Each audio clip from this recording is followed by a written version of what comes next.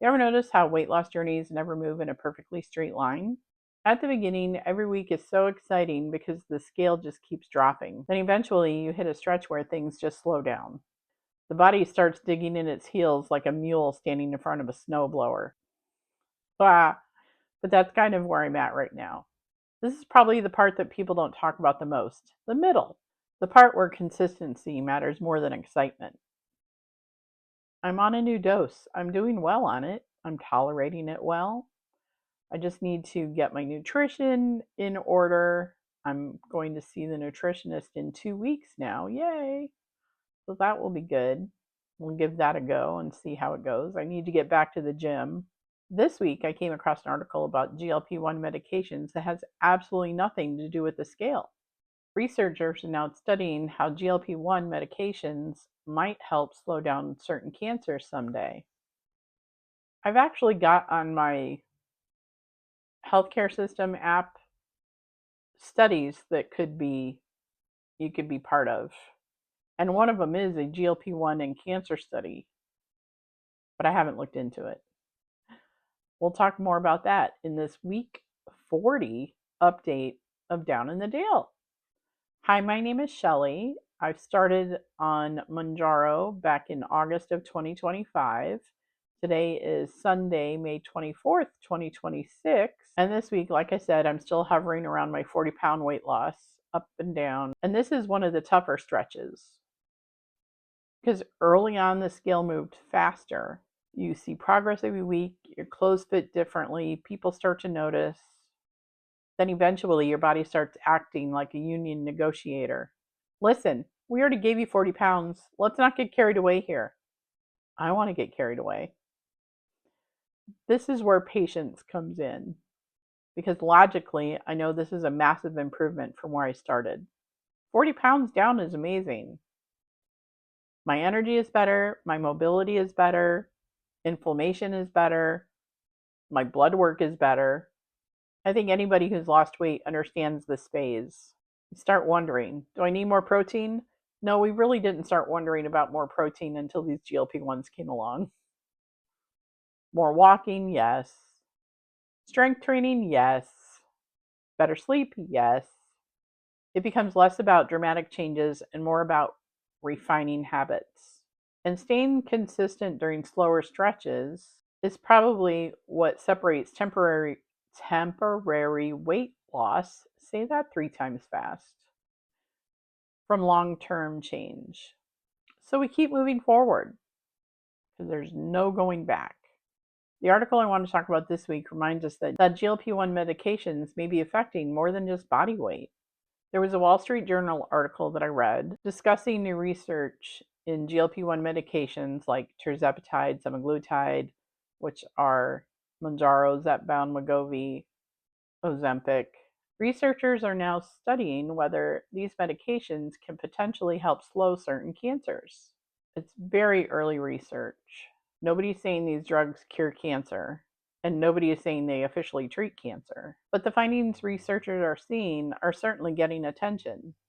The article discussed several observational studies presented at a major cancer conference. Researchers looked at patients taking GLP-1s versus those who do not. And what they found was pretty interesting. Some patients using GLP-1 drugs appeared to have lower cancer progression rates, lower recurrence rates, and in some cases, improved survival outcomes. Researchers saw possible signals involving breast cancer, colorectal cancer, liver cancer, and lung cancer. One example mentioned in the article showed lung cancer progression occurring in roughly 10% of GLP-1 users compared to around 22% in non-GLP-1 users.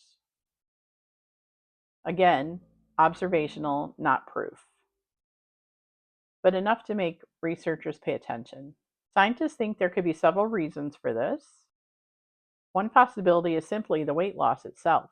Obesity is tied to inflammation, insulin resistance, hormone disruption, and metabolic problems that could contribute to cancer growth. So improving metabolic health alone could make a difference. Another possibility is insulin and blood sugar control. GLP-1 medications improve how the body processes glucose and insulin, which may reduce some of the conditions that cancer thrives on. And then there's the possibility that researchers are most curious about. Some cancer cells may actually contain GLP-1 receptors, meaning scientists are exploring whether these drugs could someday directly affect tumor behavior itself. Experts stress that we are not at the point where anyone should view these as cancer treatments. Clinical trials still need to happen. But what's fascinating is how this GLP-1 conversation keeps evolving. First diabetes, then weight loss, then heart health, now possible cancer connections. Whether these findings hold up or not, it really shows how connected metabolic health is to everything happening inside the body. One thing I've learned through this journey is this: this stopped being just about weight loss a long time ago. It's about overall health, energy, inflammation, blood work, mobility, quality of life. And maybe one day researchers will fully understand just how many areas of health these medications really affect. That would be amazing. But there's so much research to be done. And I have no transition to my life in California story, no good transition, other than here it is. One thing people don't always realize about Los Angeles is how differently the city treats celebrity history. Because in LA, even the cemeteries feel like movie sets, and they look like them sometimes too.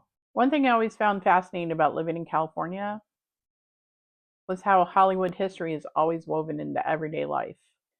And one of the strongest examples of that are the cemeteries in LA.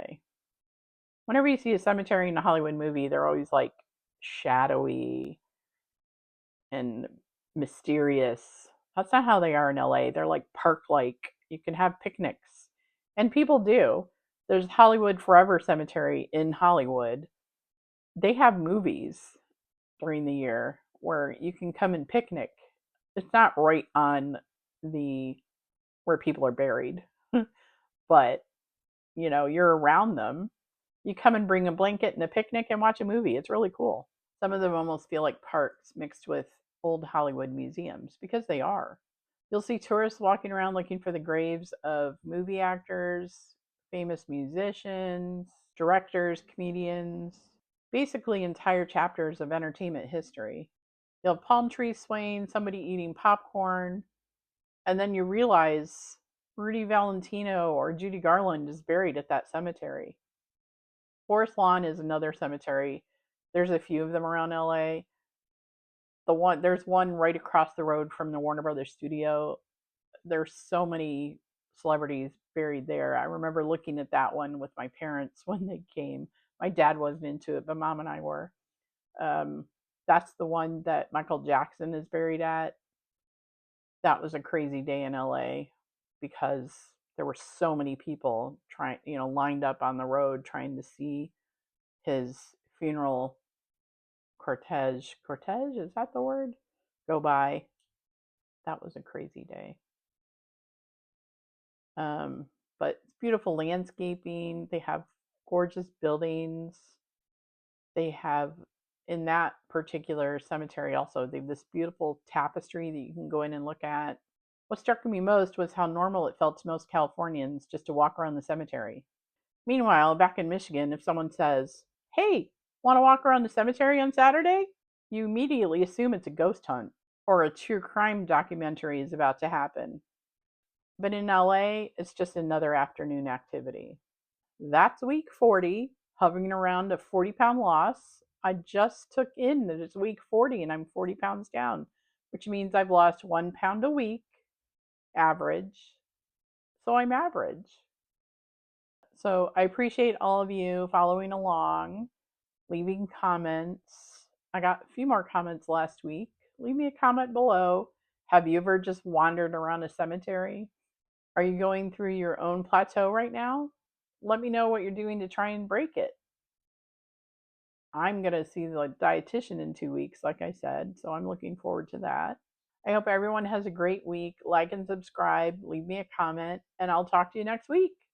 Have a good day. Bye.